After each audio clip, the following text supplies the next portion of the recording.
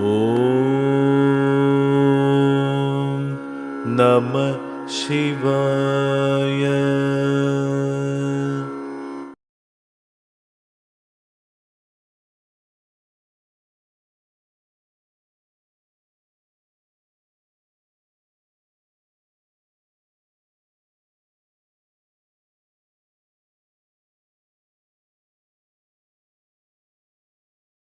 ESP paranormal അരീന്ദ്രിയം എന്ന ചാനലിൻ്റെ പുതിയൊരു സെഗ്മെൻറ്റിലേക്ക് ഏവർക്കും സ്വാഗതം.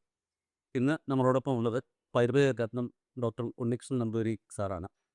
അപ്പോൾ അദ്ദേഹത്തെക്കുറിച്ച് പ്രത്യേകിച്ച് ഞാനൊന്നും പറയുന്നില്ല. കാരണം എന്ന് വെച്ച് കഴിഞ്ഞാൽ ഇന്ന് കേരളത്തിൻ്റെ, അത് ഭാരതത്തിൻ്റെ തന്നെ ആത്മീയമായ ഒരു വലിയ മേഖലയിൽ ജ്വലിച്ചു നിൽക്കുന്ന ഒരു സൂര്യനാണ് എന്ന് പറയാം.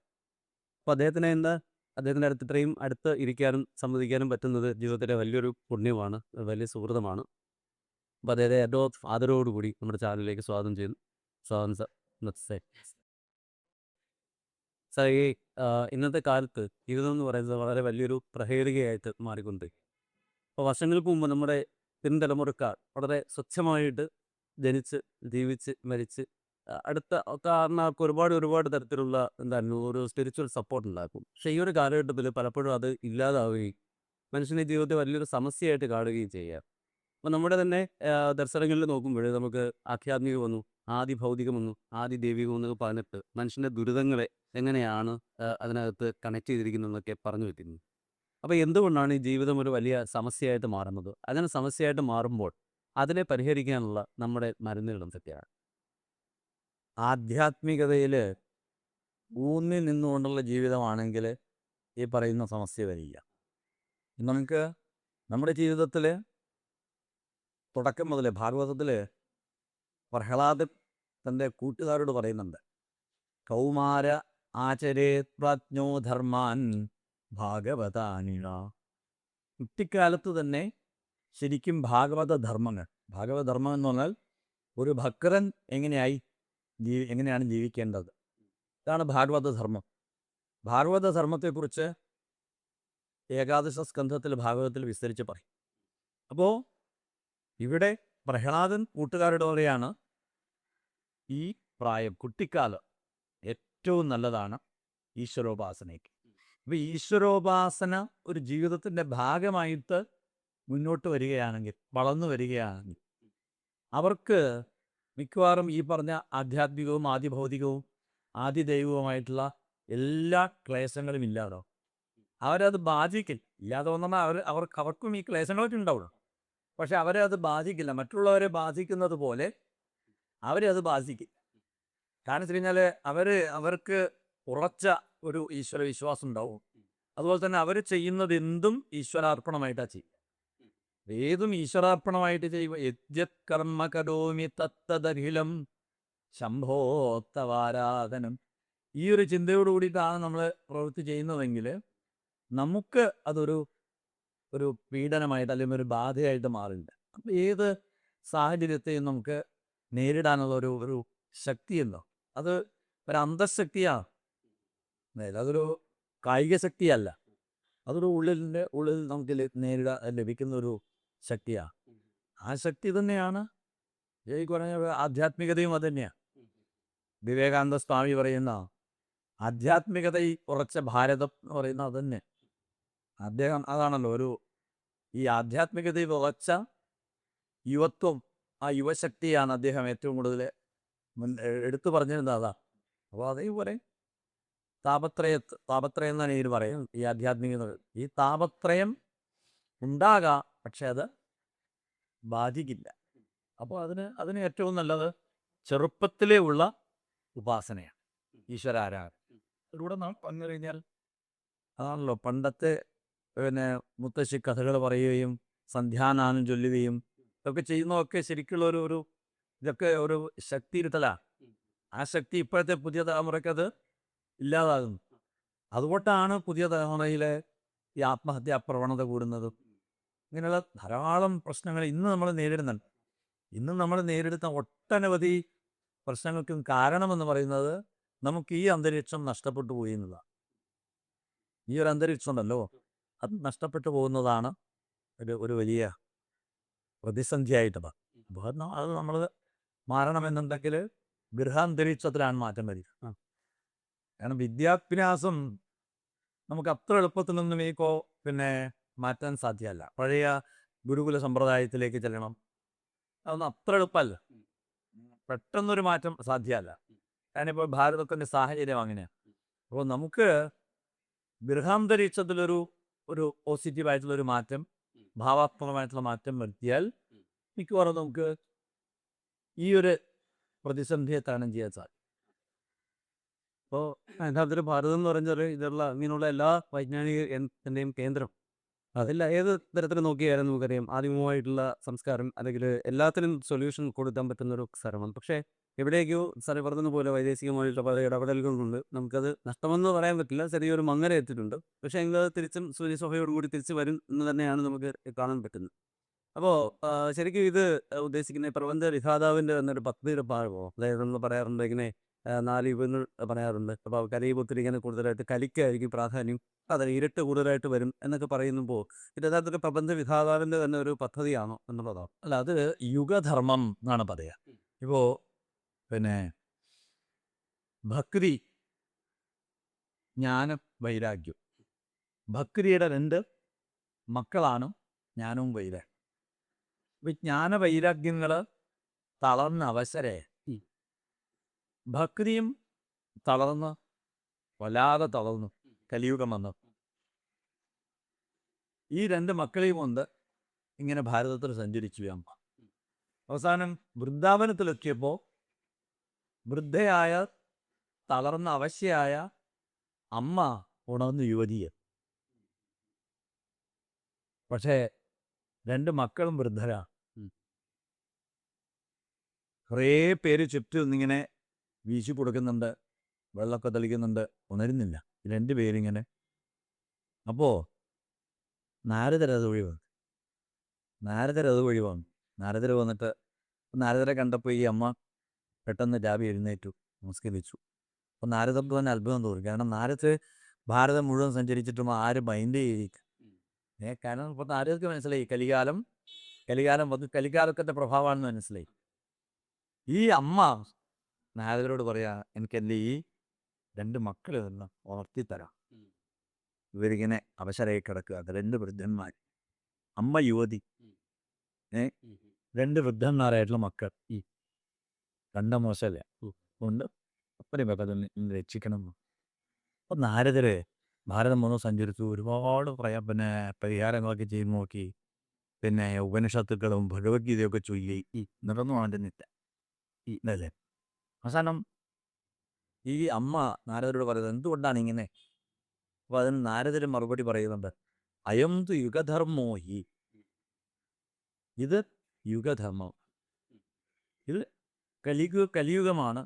കൃതം ത്രേതാദ്വാപരഞ്ച കലിശ്ചേരി ചതുർയുഗം. 4 യുഗങ്ങൾ. ഈ 4 യുഗങ്ങളിൽ ഓരോ യുഗത്തിനും ഓരോ സമ്പ്രദായ ആരാധനയും വ്യത്യാസം. അതുപോലെ തന്നെ ഈശ്വര രൂപവും എല്ലാം മാറും ആ രീതിയിലാണ്. അപ്പോൾ അയം തു യുഗധർമ്മോഹി ഭർത്തതേ കസ്യ ദൂഷണം. ആരെ കുറ്റം പറയാൻ പറ്റും? വലിയ യുഗധർമ്മമാണ്. കലിയുഗത്തിൽ അങ്ങനെയാ. കലിയുഗത്തിൽ പ്രത്യേകിച്ചൊരു ഈശ്വര ആരാധന എന്ന് പറയുന്നത് പ്രത്യേകിച്ചൊരു യാഗങ്ങളെപ്പോലെ, പൂജാവികളെപ്പോലെ, വൈദിക താന്ത്രിക കർമ്മങ്ങളെപ്പോലെ ഒന്നുമില്ല. നാമസങ്കീർത്തനം യസ്യ സർവപാപപ്രണാശം. നാമസങ്കീർത്തനേനൈവ സർവസ്വാർത്ഥോപി. നാമം ചൊല്ലുന്നതിലൂടെ തന്നെ എല്ലാ ആഗ്രഹങ്ങളും സഫലമാക്കാൻ പറ്റുന്നതാണ് ഈ കലിയുഗം. അപ്പം ഞാൻ പറഞ്ഞു വന്നത് താങ്കളുടെ ചോദ്യത്തിൻ്റെ മറുപടിയാണ്. എന്ത്, ഇത് ഈശ്വര നിശ്ചയമാണോ അല്ലെങ്കിൽ ഈശ്വരൻ്റെ തന്നെ ഒരു പദ്ധതിയാണോ എന്ന് ചോദിച്ചു കഴിഞ്ഞാൽ ഇതൊരു ഭഗവത് നിശ്ചയം തന്നെയാണ്, ഭഗവത് സങ്കല്പമാണ്. കാരണം ഭഗവാന്റെ സങ്കല്പം അനുസരിച്ചല്ലാതെ ഒന്നും നടക്കില്ല. കാരണം തൻ്റെ പെരുവിരലിലേക്ക് അമ്പെയ്ത് തർപ്പിച്ച ജര എന്ന കാട്ടാള് കൃഷ്ണാവതാരത്തിന്റെ അവസാന രംഗം, ആ കാലിൽ വിരലിലേക്ക് അമ്പെയ്ത് തർപ്പിച്ചപ്പോൾ ഓടി വന്ന് കാൽക്കൽ വീണ് കരഞ്ഞ് മാപ്പ് പറയുന്നുണ്ട്, ഈ ജരായ എന്ന കാട്ടാവുന്നത്. അപ്പോൾ ഭഗവാൻ പറയാ, നിനക്ക് എൻ്റെ സങ്കല്പമില്ലാതെ നിനക്ക് എൻ്റെ കാലിൽ അമ്പി തെറിപ്പിക്കാൻ പറ്റുമോ? അതെ ഇത് എൻ്റെ സങ്കല്പമാണ്. ഇത് ഞാൻ നിന്നെ കൊണ്ട് ചെയ്യിപ്പിച്ചു, നീ ഒരു നിമിത്തം മാത്രമാണ്. മനസ്സിലായില്ലേ? അതാണ് സംഭവിച്ചത്. അതുകൊണ്ട് നിനക്ക് യാതൊരു പരിക്രമവും വേണ്ട എന്ന് പറഞ്ഞ് ആ ജരാ എന്ന കാട്ടാളന് വരെ മോക്ഷം കൊടുക്കുന്ന അവതാരമാണ് കൃഷ്ണാവതാരം. ജനിച്ച് 6-ാമത്തെ ദിവസം അതിഘോരമായിട്ടുള്ള വിഷം മുലയിൽ പുരട്ടിയിട്ട് കൊല്ലാൻ വന്ന പൂതന എന്ന ഘോരരൂപിണിയായിട്ടുള്ള രാക്ഷസിക്ക് മോക്ഷം കൊടുത്തുകൊണ്ട് തുടങ്ങിയ അവതാരം. അവസാന രംഗത്ത് തൻ്റെ കാലിലേക്ക് അമ്പി തെറപ്പിച്ച ജരാ എന്ന കാട്ടാളന് വരെ മോക്ഷം കൊടുത്തുകൊണ്ടാണ് ആ 125 വർഷത്തെ കൃഷ്ണാവതാരം പൂർണ്ണമാകുന്നത്. അവിടെയും ഭഗവാൻ പറയുന്നത് ഇതെൻ്റെ സങ്കല്പമാണ്. ഇപ്പൊ ഏതു മതം ഇപ്പോ യാദവ വംശത്തിന് ബ്രാഹ്മണ ശാപം വന്നു. മുസലം കുലനാശനം, ഇരുമ്പൊലക്ക. ആ സാമ്പൻ ഒരു സ്ത്രീ വേഷം കെട്ടിയിട്ട് ഗർഭിണിയെ പോലെ വേഷം കെട്ടി പിന്നെ മഹർഷിമാരോട് ചോദിച്ചു, ഈ സ്ത്രീ പ്രസവിച്ചാൽ ആരായിരിക്കും? എനിക്ക് പെണ്ണായിരിക്കും. അപ്പോൾ പറയും, നല്ല പെണ്ണുമല്ല, ഇരുമ്പൊലക്ക. ഇരുമ്പൊലക്ക അതേപോലെ ഉണ്ടായിരുന്നു. മാത്രമല്ല ആ ഇരുമ്പൊലക്ക കുലം നശിപ്പിച്ചു. മനസ്സിലായില്ലേ? അപ്പോഴും അവിടെ ആ ഏകാശസ്കന്ധത്തിൽ ആദ്യത്തെ അധ്യായത്തിന്റെ അവസാനം പറയും, ഇത് ഭഗവാൻ അന്യഥാകർത്തും ന ഇച്ഛത്ത്, ഇത് മാറ്റി മറിക്കണം എന്ന് ഭഗവാൻ തോന്നിയില്ല. കാരണം ഇത് ഇത് ഇത് യുഗധർമ്മരൂപി അനുമോദത, കാലരൂപിയായിരിക്കുന്ന ഭഗവാൻ ഇതിനെ അനുമോദിച്ചു എന്നാണ് അവിടെ പറയുന്നത്.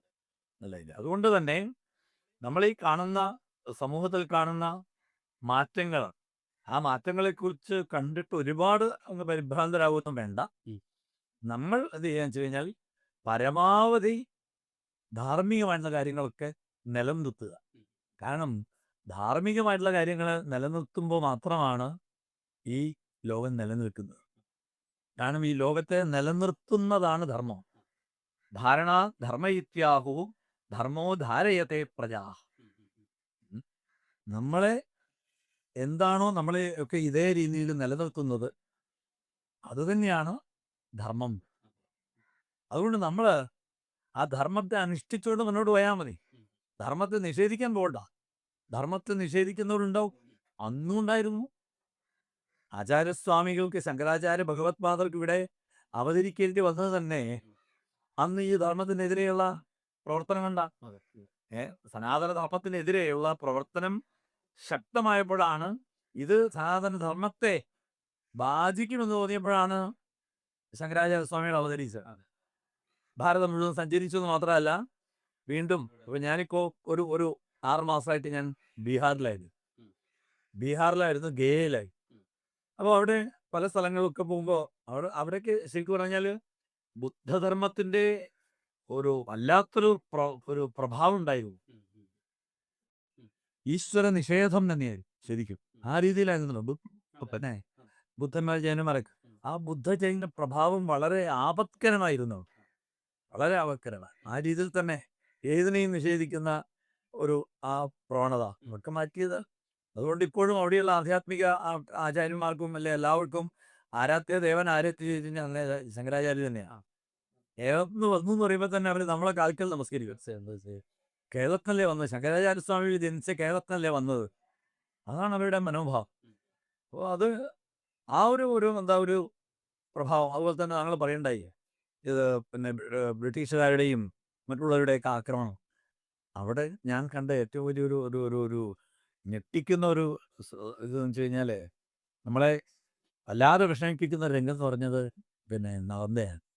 ഞാനും എൻ്റെ മിസ്സിസും ഉണ്ടായിരുന്നു, ശ്രീമതി ഉണ്ടായിരുന്നു. നമ്മളവിടെ എല്ലാം പോയി പിണക്കും.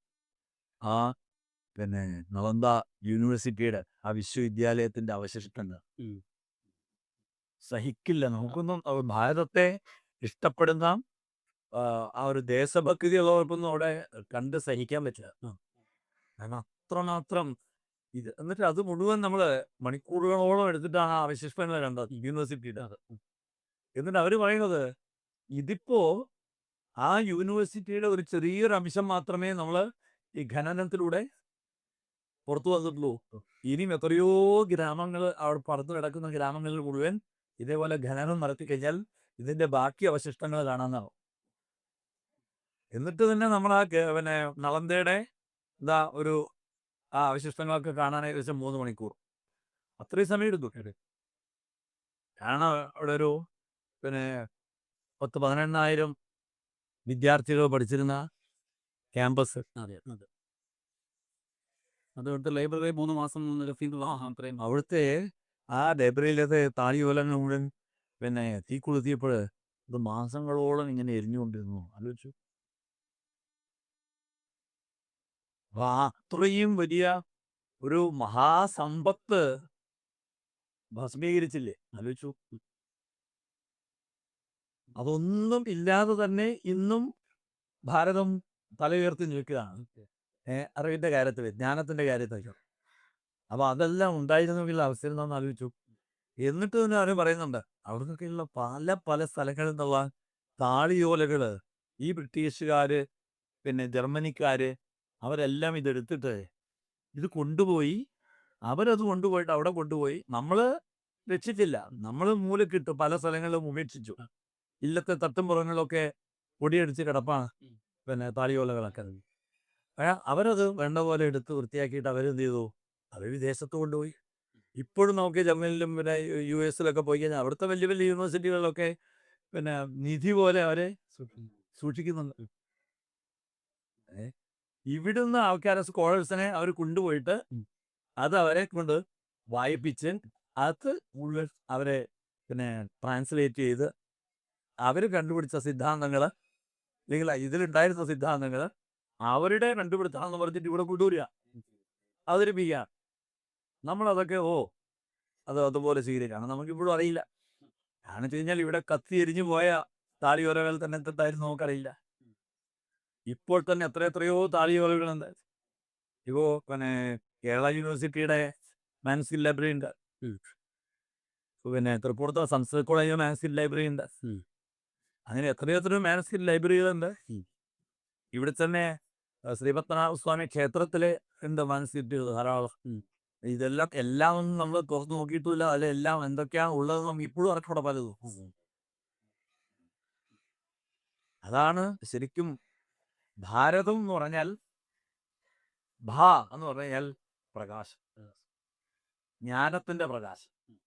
ആ ജ്ഞാനത്തിന്റെ പ്രകാശത്തിൽ രമിക്കുന്നത്, ആനന്ദം അനുഭവിക്കുന്നത്. അപ്പോൾ ജ്ഞാനത്തിൽ ആനന്ദം അനുഭവിക്കുന്ന രാഷ്ട്രമാണ് ഭാരത്. അതുകൊണ്ട് തന്നെ ഭാരതം തന്നെ പറയണം, ഇന്ത്യ എന്ന് പറഞ്ഞാൽ പോരാ. നമുക്ക് ഇന്ത്യ എന്നുള്ള പദം ഒരിക്കലും ഭാരതം എന്നുള്ള പദത്തിന് സബ്സ്റ്റിറ്റ്യൂട്ട് ആവില്ല, പകരമാവില്ല. അതുകൊണ്ട് അഭിമാനത്തോടുകൂടി നമുക്ക് പറയാൻ സാധിക്കണം, ഭാരതം തന്നെ പറയാൻ സാധിക്കണം. ഭരത രാജാവ് ഭരിച്ചത് കൊണ്ടല്ല, ശരിക്കും ഭാരത് ജനിച്ചത് കൊണ്ടാണ് ആ ഒരു പേര് ഭരതന് കിട്ടിയെന്ന് അങ്ങനെയും പറയാം. ഇപ്പോൾ നമ്മൾ പറയും ഭരതനിലൂടെ ഭാരതം എന്ന് പറയണ്ട. അജനാഭം നാമ ഏതദ്വർഷം ആരഭ്യ ഭാരതമിതി വ്യപദിശന്തി എന്ന് ഭാഗവതത്തിൽ പഞ്ചമസ്കന്ധത്തിൽ പറയും. അവിടുത്തെ അത് ഋഷഭദേവന്റെ മകൻ ഭരതൻ, ഇനി ശ്രീരാമന്റെ ഭരതൻ, ദുഷ്യന്തന്റെ മകൻ ഭരതൻ, 3 ഭരതന്മാരെ. ഈ 3 ഭരതന്മാരിലൂടെയും ഭാരതം എന്ന പേര് കിട്ടി എന്ന് പറയാറുണ്ട്. പിന്നെ ആ ഭാരതം എന്ന ശബ്ദത്തിന്റെ വ്യുത്പത്തി നോക്കിക്കഴിഞ്ഞാൽ ഭാസി രഥം യദ് രാഷ്ട്രം തത് ഭാരതം, ജ്ഞാനപ്രകാശത്തിൽ രമിക്കുന്ന രാഷ്ട്രമാണ് ഭാരതം. ഭാരതഖണ്ഡം എന്ന് പറയുന്നത് ശരിക്കും അത് പുരാണങ്ങളിലെ പരാമർശമാണ്. അപ്പോൾ അന്നേ അന്നുപോലെ ആ ഒരു പേര് ഫണ്ടെന്ന്